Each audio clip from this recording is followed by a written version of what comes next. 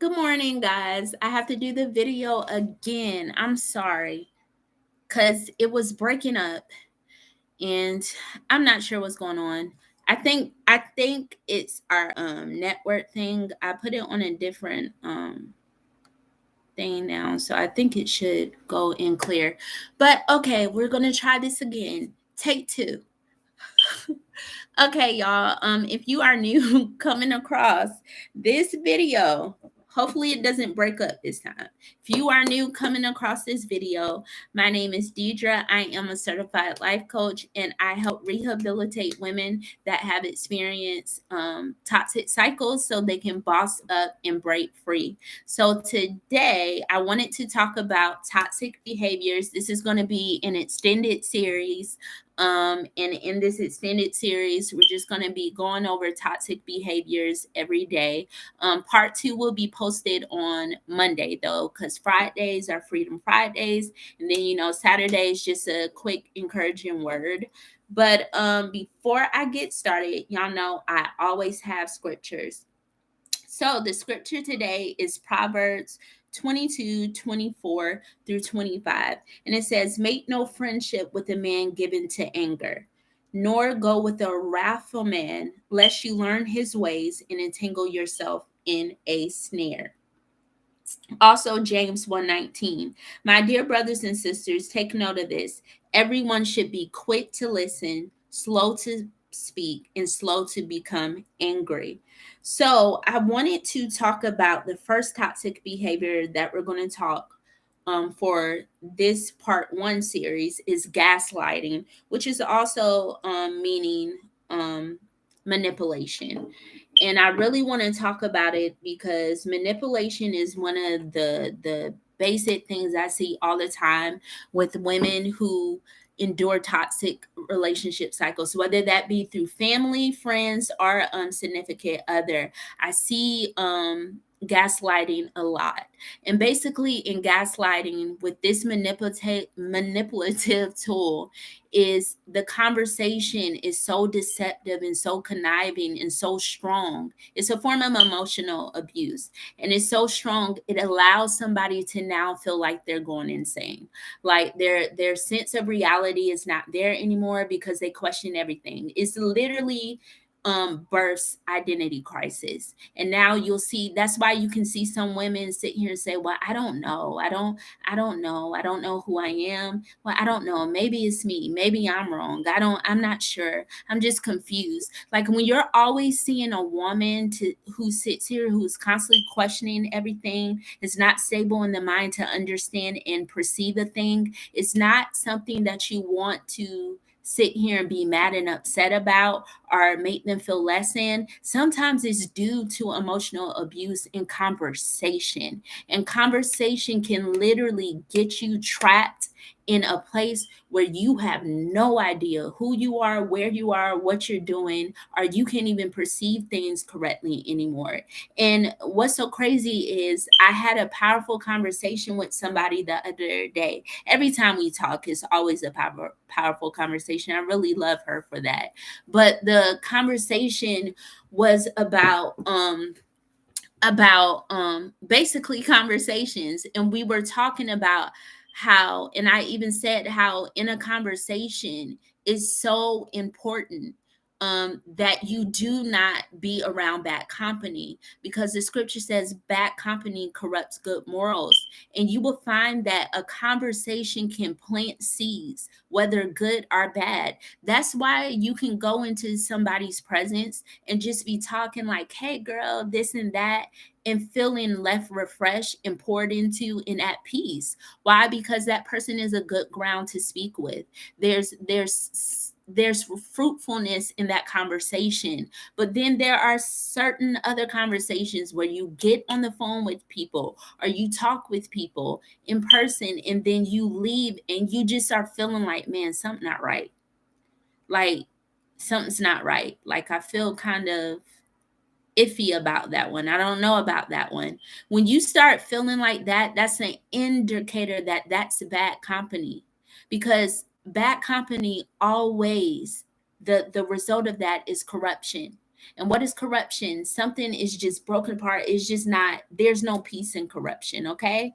So, what I want you to understand is in conversations, each person is the ground, the fertile ground, and they are a holding place to deposit something into, whether good or bad. That's why communication is so important, because what happens is with communication, you are planting things, whether you know it or not, that is either causing the person to be divided or causing a person to now have an understanding. And that's why it's so hard to grasp the art of communication, because we always speak according to how we feel and not how the other person receives. And when we don't do that, that's what causes discord too. So I just wanted to throw that out there before I even dive into this. But what I want you to understand with gaslighting, a form of manipulation, it is emotional abuse. You question your judgment, you question your reality. You will feel unsure, like I said, and you feel like you're losing your sanity. You are now feeling like you're the crazy one, you're the one that has a problem, and something's wrong with you. And anytime you are second guessing your memories and your perceptions of things, that is an indicator that you really need to sit here and disconnect from this relationship ASAP. There should never, ever, please listen to me, there should never, ever be a time where you are connected to anyone and you feel like you don't understand nothing. That is the spirit of confusion. And the Bible talks about the enemy having the spirit of confusion. So I need you to understand spirit of confusion is only the basis ground. Spirit of confusion now breeds identity crisis. It then now allows you to ultimately want to sometimes kill yourself. It allows you to now sit here and now be a puppet to others, where the enemy can easily now sit here and dispatch people to manipulate you and control you the way to get him to do the agenda he wants for you. So I just want to warn you to be very, very careful about getting into these type of relationships, because they can literally cause so many storms of identity within your life. And we don't want that. We want you to have an understanding and a clarity and allow your development, your personal development, to keep progressing. And we don't want stagnancy. So also what I notice is, again, it causes you to not have self-worth. You're really not fond of yourself at the moment, because how the person is dealing with things is impressing their viewpoints on you. So the thing about gaslighting, people are very, very toxic who operate in this. Some have narcissistic tendencies and behaviors, and what I find interesting is they they themselves too are hurt and are in a cycle too, and you will see it through their insecurity. That's why their insecurity is a coping mechanism for being dysfunctional through conversations, for being dysfunctional in how they control you. They gain a sense of protection by controlling somebody, and people don't perceive it that way. It's just like, no, they're bad. But I'm a firm believer, anybody that is exuding toxic behavior has consumed something in their life that has allowed them to now operate in distortion. And we have to start seeing that hurt people, right? Heal people. So what you are affects the other person on the line. That's why bad company corrupts good morals. That's why it says, even in the scripture today of Proverbs of what I read, to be careful being around angry men, because you can learn their ways and then now put yourself in a snare, put yourself in a bind, put yourself in a prison. And we don't want to sit here and put ourselves in stumbling blocks and blockages and barriers, all because we are sitting here and opening an invitation to bad company. So, what I want to tell you is people who are operating in this form of manipulation, they too are insecure, they too are toxic, and they too are dealing with things that have allowed them to perceive a certain way. So, believe it or not, their coping mechanism is hurting you. That's how they cope. They cope by hurting other people, because they're not necessarily deeming you as the person that they need to hurt. They're deeming you in the reflection of the person who inflicted that hurt on them. So let's perceive that firstly, because I think oftentimes what's so hard about getting out of these type of relationships is because we sit here and don't perceive another person being hurt. We only perceive, as far as our perception goes, it doesn't go beyond our hurt. We can only see things through our hurt. And so what happens is when we do that, it's hard for us to look at the other part of that window. And that's what I want to do, because when you start doing that, you're going to see how easier it is to get out.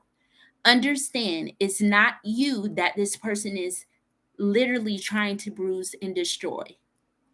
And you're like, Deidre, say what now? Yes.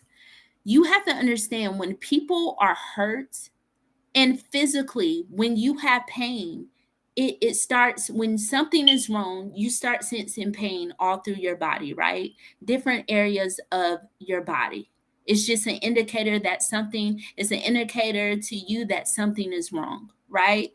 So that's the same thing emotionally when it's dealing with this. So even though, yes, this person is hurting you and inflicting certain pains on you, um, you would take it upon your nature and your heart and saying, well, this person just doesn't love me, or this person is just mad. But half of the time of what I see when people are inflicting toxic and damaging behavior is due to like you being the boxing bag, and they're just are the punching bag, and they're just sitting here getting their anger out and punching it. And so that's why we have to be careful who we connect to, because we need to make sure these people are whole. When a person is not whole, you are going to be the reflection that they're looking at. You're going to be the punching bag. You're going to be the ground where they sit here and sow all of their dysfunctions on. And we don't want to do that. And then it's harder for you to get out because you're hurt too. And now what you came here for in consolation and comfort to kind of have like a peace from the things that you dealt with in the past, you just end up reliving your past through a person because they're not healed. So what I want to say with gaslighting, be very, very careful. We need to start being very careful about, I tell you, trust is the building and the foundation of a relationship, but also communication is. And when communication is toxic, expect division. It's always going to be division. There's no purpose of you staying there. It's one thing to sit here and have a disagreement, it's another thing to have division. There is a difference. And another thing I want to talk about with gaslighting also, you will see that some of these people, not all, but they are habitual liars. Um, they constantly are lying. They never tell the truth, and they have a hard time being accountable, very hard time being accountable. And this is one of the traps they actually use for their victims, is anytime you approach them and start addressing some of the stuff that you're seeing within them, they easily will change the conversation, change the subject, even ask you questions to make you circle around the initial reason why you came to them in the first place. And then that confuses you, because then you have no idea what you came to them for in regards of addressing something that really needs to be addressed in a relationship. So it's really a war in your mind that happens every time you converse with them.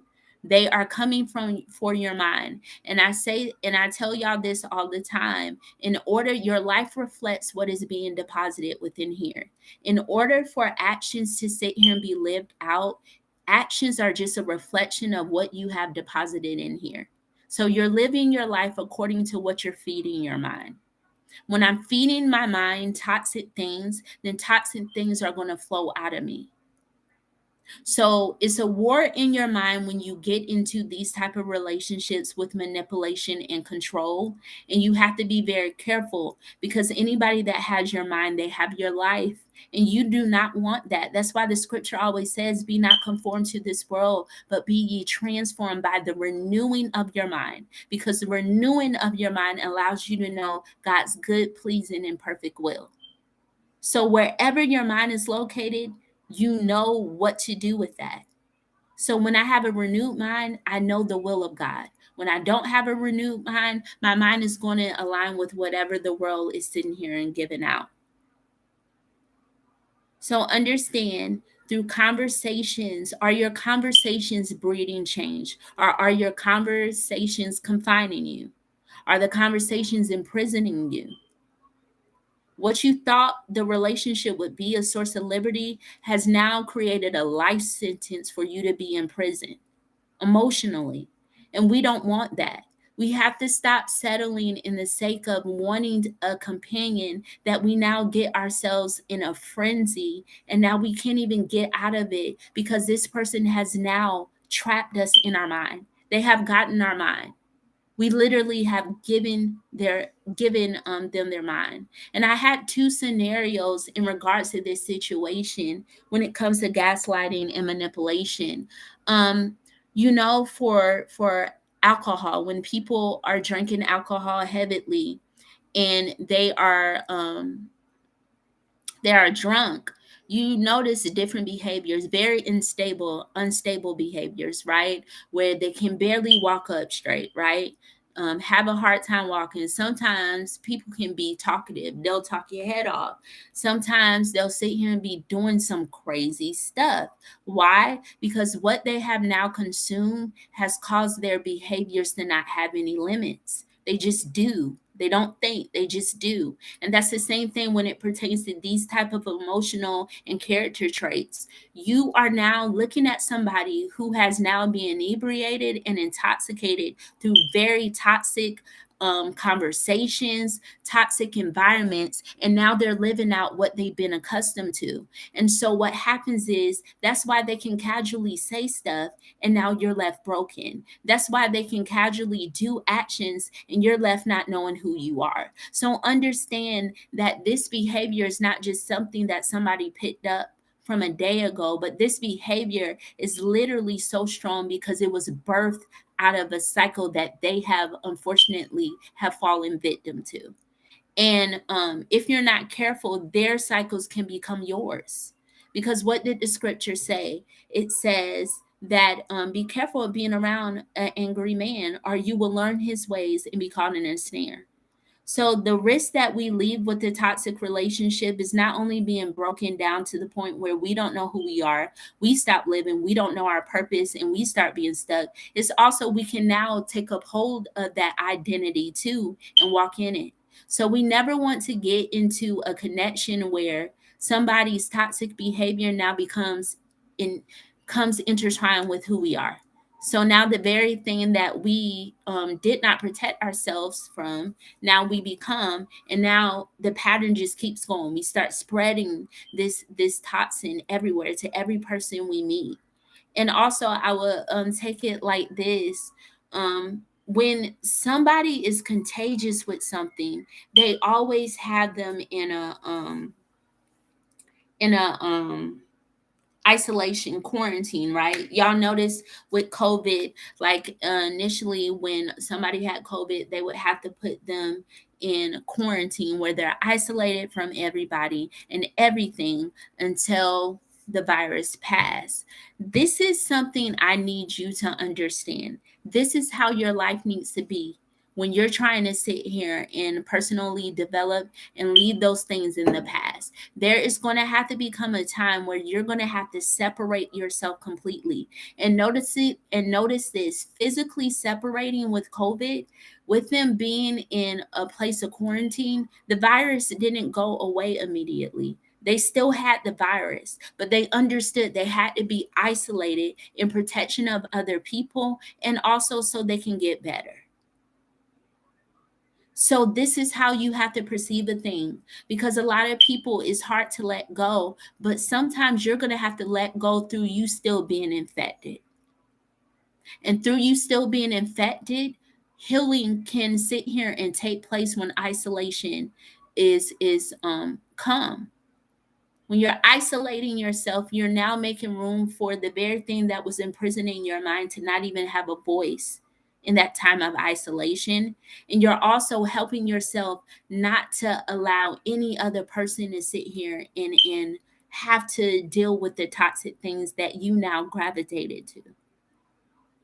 So I just wanted to encourage you. This is not a video to sit here and downplay stuff, because like I said, I work with women who go through toxic relationship cycles, and I have a passion for it because God has allowed me to be able to help women connect cycles to their current life so they can now make a present life and a future life that is not in that death sentence, but to make a new and refreshed life of growth. And I have a passion for it because I'm a believer that the enemy is trying so hard to trap us in relationships and keep us bound and keep us in a place where we will never know who we are.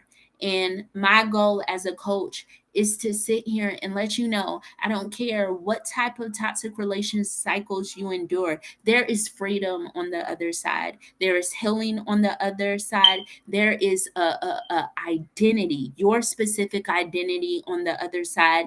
And there is just a new peace in life that is waiting for you on the other side. I know it's not easy. I know it's hard, especially when you've never gotten an apology, you've never gotten that closure.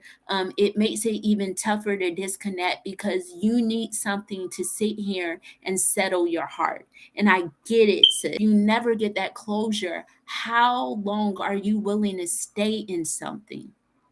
You know what I mean? How long are you willing to stay in something? So I just want you to really think about it and understand that freedom is on the other side of disconnection. It really is. Sometimes you just got to disconnect with your feelings still being with that person, disconnect anyway. With you having a strong dependency on that person, disconnect anyway. Not going to say it's not going to be easy because when you think about it, when you go on these detoxes and stuff like that, your body is still longing for the very thing you're trying to cleanse yourself from. So it's a level of discipline that is required in order to stay a course in knowing that eventually this detox is going to free my body out to now consume what I need and what is right for me. But that's all I wanted to share with y'all. I hope this video is not breaking up this time. But I love you guys. Choose to have a wonderful day. And until next time, I will see you soon. Bye, y'all.